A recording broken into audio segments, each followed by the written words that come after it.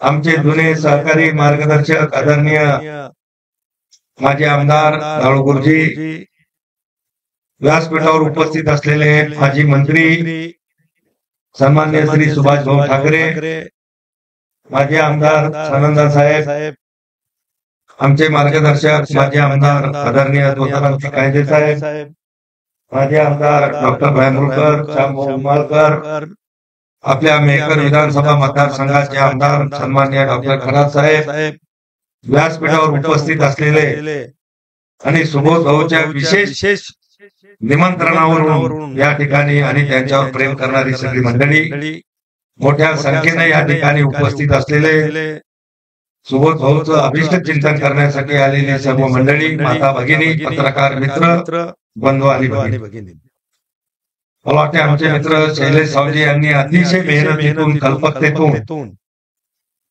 भाऊंचा हा अभिष्ट चिंतन सोहळा या ठिकाणी 7 दिवसाचा आयोजित केला. विविध कार्यक्रम या ठिकाणी ठेवले. कव्वाली असेल, भीमगीताचा कार्यक्रम असेल, कीर्तनाचा कार्यक्रम असेल, धार्मिक असतील, सांस्कृतिक असतील, आणि या निमित्तानं सर्व लोकांच्या भेटीगोटी, आणि त्यांना मला माहिती आहे की त्यांनी सांगितलं की जेवू घालणं माझा आत्मा आहे. भाऊ तुम्ही पहिल्यापासून भंडारे सुद्धा पाहत होतो आमदार असताना, की अनेक गावात पुरी भाजीच्या भंडाऱ्याचं आयोजन नेहमी करता त्यांचं प्रत्येक गावामध्ये असायचं. आज त्यांचा अभिष्ट चिंतन आहे. अनेक मला वाटते श्याम भाऊनं त्यांचा पूर्ण इतिहास या ठिकाणी सांगितला. कॉलेज जीवनापासून तर आजच्या दिवसापर्यंत, त्यामुळे मी त्याचा पुनरुच्चार या ठिकाणी करणार. पण सुबोध भाऊच्या भाषणामध्ये 2दा-3दा उल्लेख आला की लोकांना आश्चर्य वाटत असेल की आज आम्ही दोघं प्रताप जाधव आणि सुबोध भाऊ सावजी हे एका व्यासपीठावर इतक्या वेळ एकत्र कशी. आणि गोष्ट खरी आहे की सुबोध भाऊ सावजीची राजकीय जीवनाची सुरुवात संघर्षातून झाली. विद्यार्थी जीवनापासून त्यांनी संघर्ष केला आणि या ठिकाणी काम करत असताना,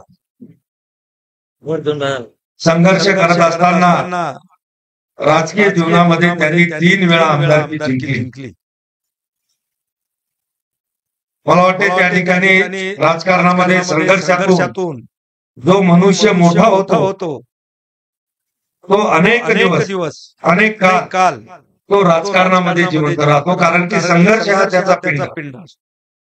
तसाच माझंही जीवन जे राजकीय, भाऊ आपल्याला माहिती, मी राजकीय शालेय जीवनापासूनच मी राजकीय संघर्ष त्या ठिकाणी सुरुवात केला. चिखलीच्या कॉलेजमध्ये, कॉलेज जीवनातल्या सगळ्या निवडणुका आम्ही लढायचो, जिंकायचो. मग तिथे तुम्हाला माहिती आहे कॉलेजमध्ये माऱ्या भांडणं सगळ्या गोष्टी त्या ठिकाणी व्हायच्या. आणि त्यानंतर या ठिकाणी व्यवसायाच्या निमित्तानं आलो. आडत दुकान करत असताना त्यामुळे सुबोध भाऊ सावजींचं राजकीय जीवन हे अगदी उच्च पदावर त्या ठिकाणी होतं. लोकप्रियता मोठ्या प्रमाणात होती. आणि सुबोध भाऊचा दरारा एवढा होता की सुबोध भाऊच्या विरोधामध्ये कुठलाही राजकीय विरोधी पक्षातला कार्यकर्ता पुढे येऊन बोलायला जावत नव्हता. पण त्या काळामध्ये 85ला ते आमदार झाले आणि 86 मध्ये हिंदू हृदय सम्राट शिवसेना प्रमुख बाळासाहेब ठाकरे यांच्या कट्टर हिंदुत्ववादी विचारानं आम्ही या ठिकाणी शिवसेनेला सुरुवात केली. संघर्ष होताच. एकीकडे आमच्या विरोधामध्ये सुबोध सावजी सारखे बलाढ्य नेतृत्व, सत्तेमध्ये असणारं नेतृत्व, आम्ही फक्त लहान पोर. आमच्या घरचे लोकही आपल्या सोबत शिवसेनेमध्ये आमच्या पाठीमागे नव्हते. घरची मंडळी असेल, वडील असेल, यांना सुद्धा शिवसेना मंडळी कंटाळा आहे हे कुठे फालतूपणा काही. पण अतिशय गावागावात शाखा आम्ही केल्या. शाखा होत असताना एकीकडून याचा लोकांवर दबाव असायचा. दुसरा सुबोध भाऊच्या विरोधात चालणारा इथं काँग्रेसचा जे गट होता त्याचाही दबाव राहायचा. आणि त्या तिसरा आमची शिवसेना. आणि शिवसेना म्हणजे पोराची शिवसेना. सुबोध भाऊ म्हणायचे लाल धोके घालून हे पोरं फिरतात, याच्या मागे कोण आहे. आणि नेहमी आम्हाला हिरवायचे. म्हणजे खरं म्हणजे माझ्या राजकीय जीवनावर जो प्रभाव आहे की जे काही मी या 35 वर्ष भाऊ राजकारणात जीवनात मी यशस्वी झालो, त्यामध्ये तुम्ही मला जो केलेला विरोध, तुमच्या विरोधातून मी काही शिकलो आणि ज्या काही तुमचा विरोध होऊ नये म्हणून मी काही गोष्टी माझ्या आचरणात आणल्या, त्यामुळे मी या राजकीय जीवनाची 35 वर्ष यशस्वी त्या ठिकाणी होऊ शकतो. तुमचा कारकिर्दीचा निश्चित प्रभाव म्हणजे ज्याला आपण असं म्हणू एक विरोधक अगदी बारकाईने आमच्यावर लक्ष ठेवणारा विरोध की कुठं आमची जर चूक झाली भाऊनं कधी आम्हाला सोडलं नाही. मला आठवते मेहकरचा एक ठाणेदार होता चौबे नावाची. तो 14 दिवशी आमच्यावर पोलीस केस राहायचे. तो चौबे साठी इतका हुशार होता की त्याला बी शिवसेनेची ताकद माहित होती.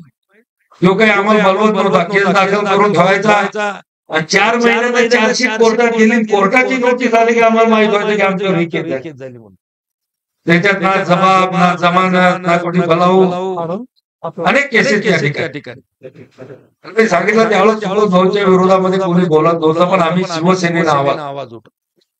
आणि मला खरं म्हणजे राजकीय जे काही मला सुरुवात झाली, माझी पहिली खरेदी विक्री संघाची निवडणूक त्यावेळेस आम्हाला हिरवायचे की शिवसेना दिलीप रावते, प्रताप जाधव हे शिवसेनेचे पोरं यांच्या विरोधामध्ये त्यावेळेस कैलासवासी भास्करराव शिंदेचा गट, आयजी पाटलांचा गट, भाऊसाहेब लोढेंचा गट काँग्रेसमधलं त्यांच्या विरोधात हे आम्हाला हे पोरं म्हणजे यांचं पित्तू, यांच्याकडून काय होत नाही म्हणून एक पोरं त्यांनी माझ्या मागे लावून दिले.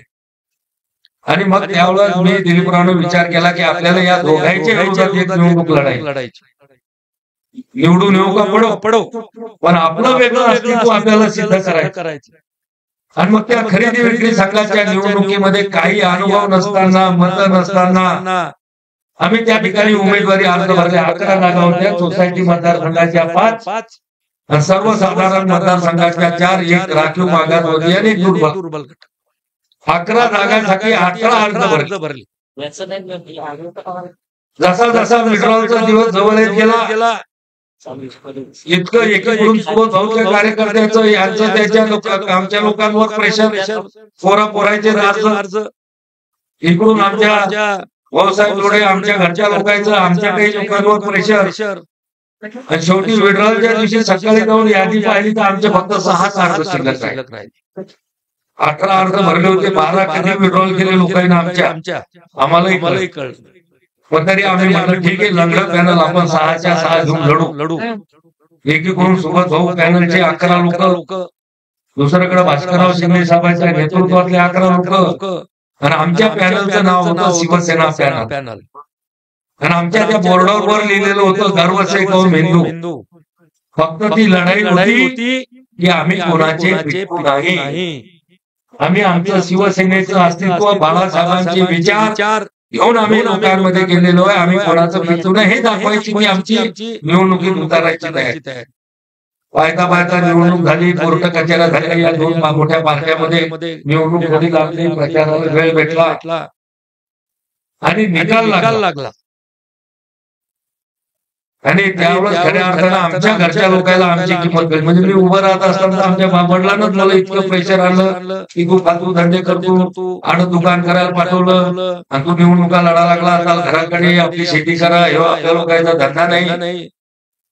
पण मी घरच्या लोकांना सांगितलं की शिवसेनेची पोरं माझ्या म्हणण्यावर कोरड्या विहिरीत उड्या मारतात. आज त्यांनी मला उडी मारायची सांगितली आणि मी जर ती उडी मारली नाही हे पोरं पुन्हा माझ्यासोबत राहणार.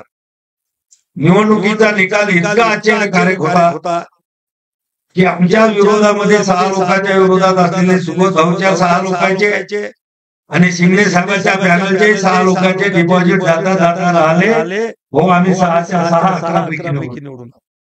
त्यावेळेस आमचं अस्तित्व शिवसेनेचे तयार झालं. ते 1989 ची निवडणूक भाऊन मी लढलो. भाऊ निवडून आले, मी पराभूत झालो. भाऊ मला माहिती आहे मतमोजणीच्या केंद्रामध्ये भाऊ सांगायचे की मला लोकांना मत मागायची गरजच नव्हती. यायचं भगवान रुमाल ह्याचा गावात दिसला बाकीचे लोक मला फटाफट मत द्या.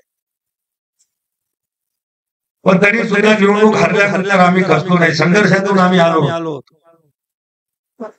खरा साहेबांसारखे नशीबवान लोक फार कमी असतात की 20 दिवसात ते आले आमदार झाले. पण आमच्या दोघांच्या आमदार होण्याच्या मागचा संघर्ष, पोलीस केसेस, मला वाटतं की सोबत भावलं की घरच्या लोकांचं वरच असत असेल की सर्व तुम्ही मोका धंदे जायला तर घ्या पोलीस केसेस अंगावर, जसा आमच्यावर होता. म्हणजे घरापासूनचा विरोध स्वीकारून लोकांच्या मनामध्ये जे आहे ते करण्यासाठी आम्ही संघर्ष केला. संघर्षातून आम्ही लोक त्या ठिकाणी पुढे. खऱ्या अर्थानं निवडणुकामध्ये सोबत भाऊ जर आमच्या समोर असले तर आम्हाला मजा यायची कुठेही. आणि म्हणजे एखाद्या वेळेस जर सुबोध भाऊ शांत असले तर सुबोध भाऊला राजकीय व्यासपीठावर कसं आणायचं ह्या शक्यता सुद्धा आम्ही लढवायचं. कारण की भाऊ तिकडून उभे राहिले, आमची मंडळी एकदम टाईट. कोणाला सांगायचं का भाऊ शांत असले की आता भाऊ थोडे शांत झाले म्हणून आमची मंडळी शांत होती, तुम्ही जरा ऍक्टिव्ह व्हा. आणि आपण दोघं मैदानात एकमेकांच्या समोर असलो ना मग इथं तिसऱ्याचा काही लागत नाही कोणाला. या मतदारसंघामध्ये निश्चितच या ठिकाणी निवडणुका झाल्या होता, जय पराजय झाले. त्यांच्या कारकिर्दीमध्ये त्यांनी विकास कामं केली, माझ्या कारकिर्दीमध्ये मी केली, रायमोलकरच्या कारकिर्दीमध्ये रायमोलकरनं कामं केली. येणारे ठरासाहेब आता या ठिकाणी बरेचसे प्रकल्प मेकर मतदारसंघाच्या बॅकलॉग सांगितले. खरासाहेब आपल्याला प्रशासकीय अनुभव भरपूर आहे, पण राजकीय अनुभव कमी अनुभव घ्या. ज्यावेळेस हनुमानाचा जन्म झाला त्यावेळेस त्या हनुमानाला असं वाटलं की सूर्य हे किती सुंदर फुल आहे, आपल्या जवळ असलं पाहिजे. आणि म्हणून हनुमानानं झेप त्या सूर्याकडे घेतली होती. जसा कसा जवळ गेला त्याचा जो अग्नी आणि त्याचा प्रचंड ताप ज्यावेळेस त्याला सहन झाला त्यावेळेस हनुमंताला सुद्धा वापस यावं लागलं. बोलणं फार सोपं असतं, बोलणं फार सोपं असतं आणि राजकारणामध्ये करणं फार कठीण असतं. या ठिकाणी मेहकर मतदारसंघाच्या बॅकलॉग बद्दल खरासाहेबांनी ही गोष्ट खरी आहे. खरासाहेब कुठलाही जरी कारखाना, कुठलाही जरी इंडस्ट्री इथं आणायची असेल तर त्यासाठी पहिले पायाभूत सुविधा लागतात. ट्रान्सपोर्टिंगची सुविधा लागते, वीज लागतं, पाणी लागतं. आज या मेहकर मध्ये जर एखादी इंडस्ट्री झाली, इथलचा कंटेनर JNPT ला न्यायचा असला तर 35 घंटे लागत होते. आणि JNPT इम्पोर्ट केलेलं साहित्य जर तिथून इथे आणायचं असेल तर ते कंटेनर ट्रक यायला 35 घंटे मेहकरांना लागत. कोणत्याही इंडस्ट्रीत मेहकर आता 25 लाखांना लागेल तेवढ्या जमिनी भेटतात. इंडस्ट्रीवाले तिकडे 2-2 कोटी रुपये एकराच्या जमिनी घेऊन इंडस्ट्री उभ्या करू आले. त्यांना काही शोक आला का? पण बाकीच्या ज्या सुविधा त्यांना पाहिजेत कायमस्वरूपी त्या आपल्याकडे नव्हत्या. आज समृद्धी महामार्ग झाला. आज इथून 5 तासाच्या आत आपण मुंबई JNPT जाऊ शकतो. आता हळूहळू इंडस्ट्री यायला सुरुवात होईल. पाण्याच्या बाबतीमध्ये या ठिकाणी आपल्याला बॅकलॉग आपण म्हणतो मेहकर मतदारसंघातला, पण मी खात्रीनं सांगतो की मी इरिगेशन मिनिस्टर होतो 2.5 वर्ष. या मेहकर मतदारसंघातला फक्त भाऊ एक स्पॉट बाकी राहिलेला आहे धरणाचा. बाकी आता धरण होईल असा एकही स्पॉट आपल्या पूर्ण मेहकर तालुक्यात शिल्लक नाही. आणि तो स्पॉट आहे आपल्या नागापूर रोडचं आपली नदी तास नदीवरचा. तोही शेतकऱ्यांचा विरोध होता. कोणी म्हणे वर घ्या, कोणी म्हणे खाली घ्या. आणि त्याच्यात ते कास नदीवरचं धरण झालं. नाही ठीक आहे भाऊ, आपण सगळे जण प्रत्येक जण जो निर्णय असतो तो आपला राजकीय असतो, राजकीय मताच्या पेट्या भरण्यासाठीच असतो. कोणताही राजकारणी काही दानशूरपणानं माझं नुकसान झालं चालते, मी पडलो तर चालते, पण मी लोकांसाठी करेल असं कधी करत नाही. आता तुमचाही हा कार्यक्रम आहे, कारण की तुम्हाला अजून आमदारकी लढायची आहे. लोकांशी जोड जमा करून ठेवाच लागणार आहे. नाही तरी जनता काही कोणाची बांधलेली नाही. जरासं रेखापण सापडलं तर जनता पांगून जाते. आणि एकदा पांगलेली जनता जमा करायचं म्हणजे खूप अवघड होते. आणि म्हणून राजकीय जीवनामध्ये ज्याला टिकून राहायचं त्याला असे कार्यक्रम हे करावेच लागतात. मग ते वाढदिवसाचे असतील, कुठले धार्मिक कार्यक्रम असतील किंवा सांस्कृतिक कार्यक्रम असतील की जेणेकरून कार्यकर्त्यासोबतची आपली नाळ ही कायमस्वरूपी बांधलेली असली पाहिजे. आज या ठिकाणी खऱ्या अर्थानं मी जसं सांगितलं की माझ्या आमदारकीच्या काळामध्ये हो तुम्ही जसं म्हणता तसं मी कधी पावती पुस्तक छापलं नाही, कधी मतदारसंघात पावत्या भांडल्या नाही. जे काही लोकांनी प्रेम केलं, भरभरून प्रेम केलं, भरभरून आशीर्वाद दिले, त्याचा उतराई होण्यासाठी मनापासून काम करण्याचा प्रयत्न निश्चितपणाने या ठिकाणी केला. मला वाटतं प्रत्येक जण करत असतो. पण कार्यकर्त्याची जाणीव कोण ठेवू शकतो? ज्यांनी कार्यकर्ते तयार केले तोच कार्यकर्त्याची जाणीव ठेवू शकतो. सोबत दोन सुद्धा कार्यकर्ते जमा केले आणि त्यांनी सांगितलं की ते छोट्या समाजातून आले. ही गोष्ट खरी आहे का? लहानशा 300-350 मतदान त्यांच्या समाजात असेल, पण त्या समाजाच्या पलीकडे जाऊन त्यांनी सुद्धा आपले राजकीय खड्डे वेगवेगळे वापरून शंकरपट बी भरवले. बहुतेक काय बैलाचा शोक होता तुम्हाला असं नाही? मी विचारलं आल्या खिल्लारी दोन भाऊ आपली आहे का की तुम्हाला लोक जमवायचे होते? म्हणजे तुम्ही जमवत आलो, तुम्ही जमवत आले. इथलचे सगळे झालेले आमदार नाही तेच कामं केलेले आमदार होण्यासाठी असं नाही काही. पण या ठिकाणी निश्चितपणानं सोबत भाऊ सारखा एक चाणाक्ष विरोधक हा गेल्या 35 वर्ष माझ्या विरोधामध्ये उभा असल्यामुळं माझ्या जीवनामधल्या अनेक चुकीच्या गोष्टी मला टाळता आल्या. नाही तर भाऊ माझ्याकडून खूप चुका झाल्या असते. एकदा सत्तेवर माणूस गेला की त्याच्या हाताबळालाच लागलेले असतात आणि पाय जमिनीच्या वर गेलेले असतात. पण समोरचा माणूस जर आपल्यावर लक्ष ठेवणारा, चाणाक्ष आणि तत्पर त्या ठिकाणी असेल तर आपल्याला पण आपले पाय जमिनीवर ठेवूनच जर कारभार केला तर तो जास्त काळ त्या ठिकाणी टिकतो आणि चालतो. आणि समाजाच्या बाबतीमध्ये म्हणत असाल भाऊ तर तुमच्या विरोधात मी तुम्ही जे मला सांगितलं की तुमचं गण बहुत मोठं आर्थिक संपत्ती. आता तुम्हाला माहिती की तुमचा शाहूकारकीचा धंदा होता लहान मोठा सराफीचा होता. पण इंग्रजाच्या काळामध्ये ज्यावेळेस ह्या बँका नव्हत्या त्यावेळेस आमच्या पंजोबाची शाहूकारकी त्या काळामध्ये आणि आमच्या आजोबाला बंड्या ढोरगामध्ये शाहूकार म्हणूनच त्या ठिकाणी ओळखल्या जाते. त्यावेळेस बँका नव्हत्या, रजिस्टर शाहूकारकी. नंतर ती राहिली नाही. पण निश्चित या ठिकाणी घरच्या लोकांची संपत्ती होतीच आहे.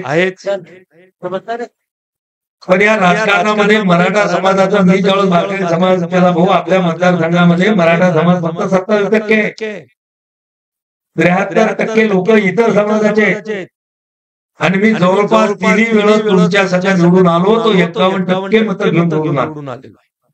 म्हणजे माझ्या विरोधातल्या सगळ्या उमेदवाराची बेरीज देखील हे किस्सा सांगू भाऊ आपला बुलढाण्याच्या मतदान केंद्रातला भाऊ आले मला म्हणे परतावर एक गोष्ट बोलू का? भाऊ बोला काय हरकत, फक्त चांगल्या शब्दात बोला. तुम्ही डोनगावचे मी माधवीच आहे, दोघांची भाषा सारखी जाऊ नको व्हायला. नाही मला चांगलं बोला काय म्हणे तुम्ही कार्यकर्त्याला फसवून राहिले. मी काय केलं? फसवायला कार्यकर्ता नाही, तुम्ही कार्यकर्त्याला सत्ते लावायचे सांगत. म्हणलं भाऊ मी कशाला सत्ते लावायचे सांगू? आता त्याने सत्ता लावला असेल, जिंकला तर काही तुम्हाला आणून देणार नाही की बघ निवडणुकीत खर्च झाला घ्या माझ्या सत्तेचे जिंकलेले पैसे. आणि हरला तरी काही मला मागायला येणार नाही, तुमच्यासाठी हारलो मला द्या काही पैसे. ज्याला कोणाला आत्मविश्वास असतो पक्ष जिंकायचा असेल त्याला लावले असते तेव्हा नाही. मला म्हणत जिंकायचं गणित का? म्हणलं बहुत जिंका. मला वाटते त्यावेळेस श्यामबाबू होते, भास्करराव काळे होते, किशोर मापारी होते, सुबोध भाऊ होते, मी होतो. मग सुबोध भाऊ म्हणत का कसं काय राहील मतदानात? आम्ही दोघं जण ते मतमोजणी केंद्रातले विषय असे बुलढाण्यात. भाऊ म्हणा सांगा मग माझ्या डोक्यात पटकन लाईट लागला. म्हणलं आता इथं भाऊला विजय केलं तरच आपल्याला शांतता लाभल, नाही तर पुन्हा त्यांनी कोण आपल्याला. पण भाऊनं मला विचारलं एकेका उमेदवाराचं किशोर मापारीला किती मतं पडतील. मला माहित होतं आता राजकारणात थोडं मी बी परिपक्व झालेला होतो, समजत होतं. मला किशोर मापारीचे मतं वाढवल्याशिवाय आपला पराभव होऊ दिसणार नाही. मला लोणार तालुक्यातला एकमेव उमेदवार आहे, सगळा लोणार तालुका त्याच्या मागे, आपण सगळे मेहकर तालुक्यातले आहोत, इकडे त्यांचे नाते गोते भरपूर आहे. मला किशोर मापारी 30,000 मत तरी घेईल 25. अहो म्हणायचे बरोबर. मग मला भास्कर काळे किती मत घेतील? मला त्याच्या मागे शरद पवाराचा डोक्यावर हात आहे, कर्मचारी लोक त्याच्या पाठीमागे आहे, शरद पवाराची निशाणी होती त्याला. हा म्हणलं ते बी 20-25,000 मत घेतील म्हणत बरोबर. मग श्यामबाबू किती मत घेतली? श्यामबाबू कोण मत देणार आहे म्हटलं. लहानसा समाज आहे तुमच्या दोघांची त्याची विभागणी झाली. काँग्रेसचं काही एवढं हे नाही, काँग्रेसचे म्हणून तुम्हालाच लोक ओळखतात. श्यामबाबू 10,000चे मला म्हणत शाबास, याला म्हणतात. मग राहिलो आम्ही दोघं. मला तुम्हाला किती मतं पडतील? मी डोक्यातल्या डोक्यात 1-2 मिनिटं थांबलो, विचार केला. मला आता उरलेल्या मतामध्ये भाऊचे मत जास्त दिसले पाहिजे, आपल्याला कमी सांगायला लागते. मग मी विचार करून कमी मतं सांगितली की मला इतके पडते. मग भाऊ म्हणत आता किती राहिले शिल्लक? मग काढलं त्याच्यावर कागदावर घरी झालं सुबोध भाऊ 5,000 मतांना विजय त्याने माझ्या पाठीवर ठाम मारली. याला म्हणतात म्हणे मतमोजणीचे ते सार्थिक चालू होतं त्यावेळेस. मग सगळं झालं, हे झालं. मग पुन्हा आलं भाऊ, म्हणलं भाऊ सांगू का आता शेवटचा अंदाज? म्हणलं मी तुमच्या डोळे कागद घेऊन देतो, मतमोजणी झाल्यावर ते वाचा. मग मी त्याच्यावर लिहिलं सुबोध भाऊ सावजी अधिक श्यामभाऊ उमालकर अधिक भास्करराव काळे अधिक Kishor Mapari is equal to Pratap Jadhav. ही चिठ्ठी घडी करून भाऊच्या खिशात दिली. म्हणलं भाऊचा विश्वास. पण मग शेवटी पण भाऊचा स्वभाव किती जिद्दी. भाऊ खूप मागे गेले माझ्यापेक्षा मतदानामध्ये. पण भाऊ तिथं म्हणलं भाऊ जाणं आता घरी नाही हो म्हणे. मला तर काँग्रेसपेक्षा एक मत तरी शिल्लक घ्यायचं. शेवट लोक भाऊ थांब. आणि या दोघांत कसं चालू होती श्यामभाऊमध्ये आणि सुभाष सावजीमध्ये खूप पुढे निघून गेलो. कधी एखादी फेरी झाली की श्यामभाऊ 40, 50, 60, 70 मतांना पुढे जायचे. दुसरी फेरी झाली. पण भाऊला आत्मविश्वास होता की भाऊचा ज्या गावावर विश्वास होता की तिकडचं ते लोणार भागातलं टिकली गंधारी वगैरे ते सत्कल सावगाव वगैरे गाव आणि ते सर्कल लागलं. भाऊ त्या ठिकाणी मला ते 150 काहीची मतांना पुढे गेले. भाऊना म्हणजे मी विजयी झाल्यानंतर जेवढा आनंद साजरा मला वाटला नाही तितका विजय आनंद भाऊला वाटला. की का वाटला? की काँग्रेसनं त्यांना उमेदवारी दिली नव्हती. त्यांनी काँग्रेसच्या उमेदवारापेक्षा जास्त मतं घेतल्याचा आनंद त्यांनी तिथं साजरा. म्हणजे भाऊ याला किती दिलदारपणा लागतो पराभूत झाल्यावर. पण ते आम्ही भाऊ शिकलो. आणि म्हणून आजही भाऊ या जीवनामधल्या माझ्या 35-40 वर्षांच्या जीवनामध्ये निश्चित तुमच्यासारखा आपण म्हणतो तुकाराम महाराज सांगत केलेले निंदकाचे घर असावे शेजारी. तुमच्यासारखा विरोधक आमच्या समोर होता. म्हणूनच आम्ही शिस्तीनं या ठिकाणी काम करण्याचा प्रयत्न आमच्याकडून झाला आणि त्यामुळे आम्ही राजकीय जीवनामध्ये शिकलो. पण भाऊ आज तुमचा 80वा या ठिकाणी वाढदिवस आहे. तुम्ही 87वा अशा मी सुद्धा तुम्हाला शुभेच्छा देतो. कारण मी आता 65 वर्ष काय झालं. सुबोध भाऊ 80 वर्षाचा आहे तर मी आणखी 2-3 असं काही नाही. चालू आहे तिकडची मतदारसंघ ओपन झाला होईल आता. 2029चं डिलिमिटेशन झाल्यानंतर मतदारसंघ बरेच फेरबदल होतील. माणसानं लग्न करता असताना मी कुस्ती कशी आहे निवडणुकीमध्ये नोरा कुस्ती झाल्याची लोक करमत. कुस्ती कशी घासून घुसून झाली पाहिजे. आणि आमच्या दोघांना ज्याही आम्ही निवडणुका लढल्या घासून आम्ही कधी एकमेकाचं हे केलं. आणि आम्ही राजकारणामध्ये या ठिकाणी निश्चितपणानं भाऊनं सांगितलं की बंद्या जिल्ह्याला नव्हे तर या अकोला वाशिम या सगळ्या 2-4-5 जिल्ह्याला सुद्धा आश्चर्य वाटेल की आज आम्ही दोघं एका स्टेजवर आम्ही एकमेकाची स्तुती करतो. हे निश्चितच मला वाटते पत्रकारासाठी सुद्धा एक मोठा आश्चर्याचा विषय त्या ठिकाणी. पण भाऊनं सांगितलं चांगलं तेच लिहा. टीआरपी वाढवण्यासाठी आमच्या काही शब्दाचा उपयोग तिथं करून घेऊ नका.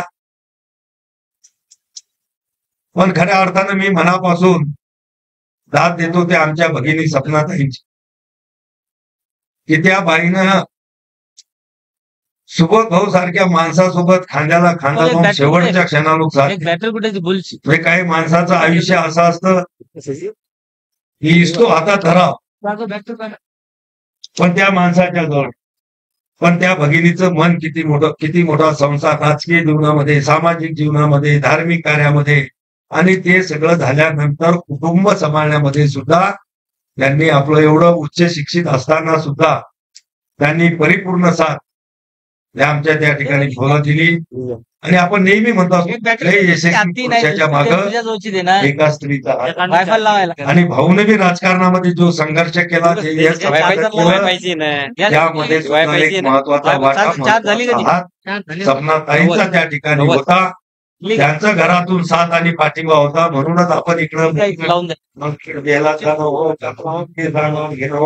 करू शकतो. घरातूनच जर लगाम घातले असते तर या जीवनामध्ये आपण या तडफेनं त्या ठिकाणी काम करू शकतो. आणि म्हणून आज त्यांचा 25वा स्मृती दिन सुद्धा या ठिकाणी करत असताना निश्चित त्यांचे सुद्धा आठवणी आपल्या ज्या ज्या लोकांचा त्या ताईंशी संपर्क आला असेल त्या उचमळून आल्याशिवाय त्या ठिकाणी राहत नाही.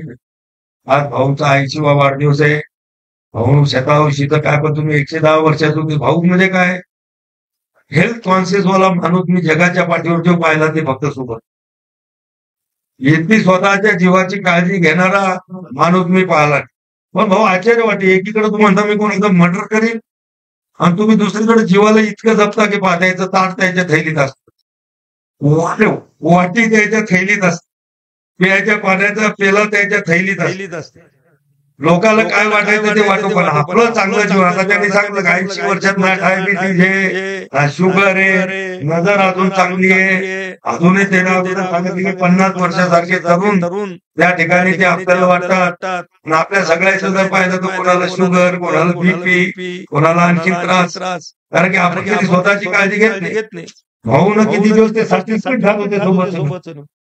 बघा आता त्यामुळे तब्येतीने त्याला माहिती की 100 वर्ष जगण्यासाठी कसं राहिलं. आणि म्हणून त्यांनी हायजेनिक पद्धतीनं अतिशय दक्षता ते आपल्या जीवनाची घेतात. मी बऱ्याच बाळी कोण होतं या वयात अशी काय, त्याच्या मागे काहीतरी रहस्य असते त्या जीवनाचं. आजही पाहिजे की कवड्याची माळ, पण कवड्याची माळ म्हणजे का तो वैराग्याचा विषय नाही. हो जगदंबा देवीची, हो नाही, पण ती कवड्याची माळ कसं आपण वैराग्याची माळ समजतो. आता सगळं संपलं, आरामशीर जीवन जगायचं, लोकांना आशीर्वाद द्यायचे.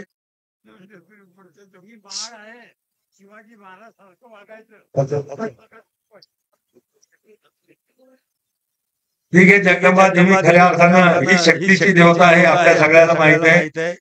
आणि छत्रपती शिवाजी महाराजाला सुद्धा शक्ती देणारी आणि शिवाजी महाराजाला भवानी तलवार देऊन हिंदवी स्वराज्याची स्थापना करण्यामध्ये त्यांचा आशीर्वाद होता अशा कर्तव्याची.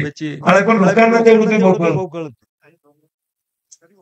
की नेमकं हे काय, लोक तुमचं कानातल्या बाळीचं काय रहस्य आहे, या माळाचं काय रहस्य आहे. आता भाऊ मला सांगा, तुम्ही तर काही करायला तुम्ही एका बोर्ड बी लावून सगळं एखाद्या ठेवता गाडीवर की माळ कशासाठी, म्हणजे लोकांच्या मनामध्ये नसलेली शंका नको. भाऊनं माळ गाऊन घातली, भाऊनं बाळी गाऊन घातली.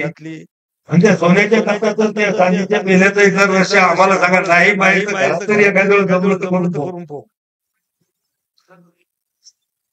आणि ह्याच्यातही कोणाला शक्य, कारण की सगळ्यांना जास्त जीवन जगात वाटते, कोणाला लवकर जीवन यात्रा संपावं असं वाटत नाही. तर याच्यातही काही लोक त्याच्यातलं ज्याला शक्य होईल ते स्वीकारायचा प्रयत्न करतील आणि आपलं आयुष्य 2-5 वर्ष नाही, तुमचे इतकं 100-110 पण जे काही गेले त्याच्या 2-4 वर्षाची वाढ करायचा प्रयत्न नक्की करतील. असो, गमती जमतीचा भाग वेगळा. पण खऱ्या अर्थानं सोबत भावना मला ते 15 दिवसापूर्वी फोन केला, प्रतापराव माझा वाढदिवस आहे, असे कार्यक्रम आहे, तुम्हाला यावं लागतं. म्हणलं भाऊ 100% मी येईल, फक्त मी जास्त वेळ देऊ शकणार नाही. ते म्हणले तुम्हाला यावं लागल. आणि खऱ्या अर्थाने आज या ठिकाणी या कार्यक्रमाला मला येईपर्यंत त्यांना असं वाटलं असं की मी येतो नाही. कारण काल काय झालं, काल त्यांचा एक मिस कॉल माझ्या फोनवर पडला. मी कार्यक्रमात मीटिंग मध्ये बसलो होतो, त्यांचा फोन आला, तुझ्याकडून तो उचलला गेला नाही. मी नंतर करील म्हटलं, तो लावला गेला नाही. म्हणून पण आज या कार्यक्रमाला उपस्थित राहिलो. म्हणजे काय असते राजकीय जीवनातील त्यांचा काही माझा धुऱ्याल त्यांची माझी काही भावबंदकी नाही. त्यांचं माझे काय घराच्या घरात भेटलं की माझं नालीचं पाणी त्याच्या नालीचं त्यांचं पाणी आमचा जो विरोध होता तो राजकीय, आमचा जो विरोध होता. आम्ही राजकारणामध्ये ते त्यांच्या पक्षाची ध्येय धोरणं घेऊन त्यांच्या विचारांवर चालत आले. मी माझ्या पक्षाची ध्येय धोरणं, माझा विचार घेऊन मी माझं मार्गक्रमण करत आलो. आमची पक्षाची विचार भिन्नता वेगवेगळी असल्यामुळे अनेकदा आमचे संघर्ष झाले. पण ते संघर्ष आमचे काय असे वैयक्तिक स्वरूपाचे त्या ठिकाणी नक्की नव्हते. पुढे आमचे राजकीय संघर्ष नक्की होतील. आणि मला वाटतं तुम्ही राजकीय जीवनामध्ये सक्रिय राहिलं. काय झालेलं आहे, तुम्ही या 2 वर्षात मी पाहिलं, लोकसभेला तुम्ही पाहिजे तसे सक्रिय नाही तर मी एकर मतदारसंघात तरी किमान माझा लीड वाढला असता. म्हणून तुम्हाला आम्हाला असं नेहमी वाटते की भाऊची तब्येत चांगली असली पाहिजे, भाऊ राजकारणात नेहमी करता त्या ठिकाणी असले पाहिजे. आणि त्यासाठी नाही भाऊला पाहिजे की आम्ही बऱ्याचदा हे गोष्ट खरी आहे की चिमटे घेऊनच आम्ही भाऊ त्यांचा असले पाहिजे. भाऊचा स्वभाव फार नाही. आता तुम्ही पाहिलं इथं आपले आमदार खरा त्याचं काम त्यांनी केलं, पण त्यांनी त्यांच्या बोलण्यात जे काही वाटण्यास त्यांना समजलं ते बोलण्याचं त्यांनी सोडलं का. तसं भाऊला आम्ही मैदानात आणण्यासाठी आम्हाला भाऊला चिमटे घ्यावं लागत आहे, भाऊच्या विरोधात काहीतरी बोलावं लागत आहे. जेव्हा भाऊनं तिकडून धरकाळी पडली की आमचे इकडचे शिवसेनेचे सगळे वाघ कोणत्या ठिकाणी तयार व्हायचे हालत की आता आपल्याला वाघाचा धापणा करायचा आणि मग तुटून पडायचे. पण असो, निश्चित आज एक चांगला दिवस आहे. त्यांना मी अभिष्ट चिंतनाच्या माझ्या परिवाराच्या वतीनं, माझ्या संपूर्ण शिवसेना पक्षाच्या वतीनं त्यांना मी मनापासून खूप खूप शुभेच्छा देतो की त्यांचं आयुष्य असंच पुढच्या काळामध्ये सुद्धा निरोगी त्या ठिकाणी राहो, चांगलं आयुष्य त्यांना मिळो. आणि त्यांच्या ज्या काही संकल्पना त्यांनी या ठिकाणी व्यक्त केल्या, भाऊ त्या ठिकाणी त्या पूर्णत्वास जाण्यासाठी सुद्धा आई जगदंबा त्यांना शक्ती देऊ अशी आई जगदंबेचरणी प्रार्थना करतो आणि थांबतो. धन्यवाद. जय हिंद, जय महाराष्ट्र.